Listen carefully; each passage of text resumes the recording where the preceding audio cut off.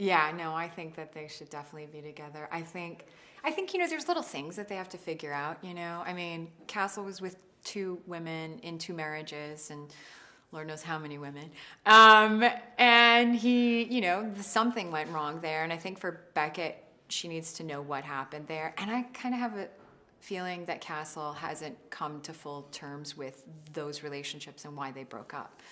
Um, and for Beckett, I think Killshot is a part of that progression, but she's finally coming to a space where she's ready to dive into something like this and be fully committed to something like a relationship with Castle, in spite of the fact that she might never get the answers that she's looking for.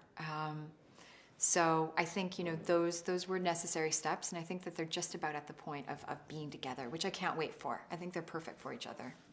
I think Beckett enjoys Castle's sense of humor, obviously. Um, he keeps things creative and light, and he keeps her out of her head.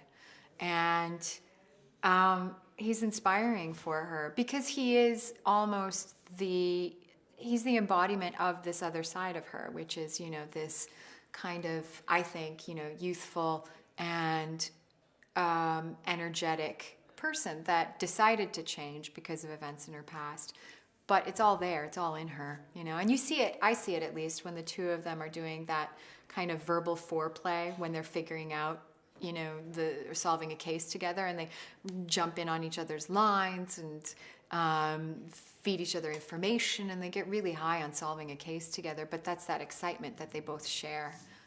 So those are some of the things, and I think also for Beckett, he's a great father. He's a great son. He's a caring man, and I think in the end, it comes down to finding somebody who can be your true friend and who will stand by you no matter what happens out there. And Lord knows Castle's been there for some crazy events in Beckett's life, right? Apartment exploding, sniper shot, things like that. I don't know. I'd say he's true blue, but anyway.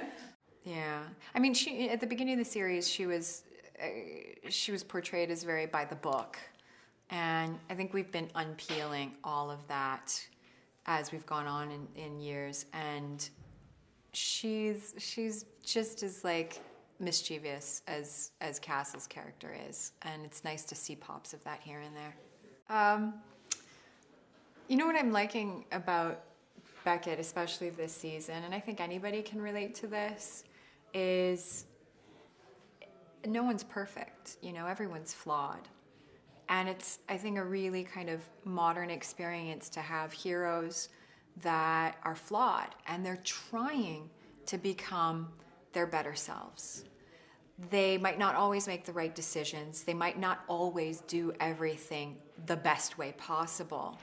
But that struggle and that attempt and that failure and then that reattempt, that's interesting. And that's why she's interesting to me. And I think that I relate to that. I think everybody relates to that. And then on the other hand, she's a strong modern day woman. She's in a position that typically is held by, men. And she's somehow managed to hold on to her sensuality and her femininity in spite of the fact that, she's always playing with the boys. And I think that that's just something that we can do now. Women don't have to look like the boys in order to play with the boys. We can look like we are, and we can speak like we are, and we can be who we are, without kind of establishing like a real gruff and dudish kind of nature.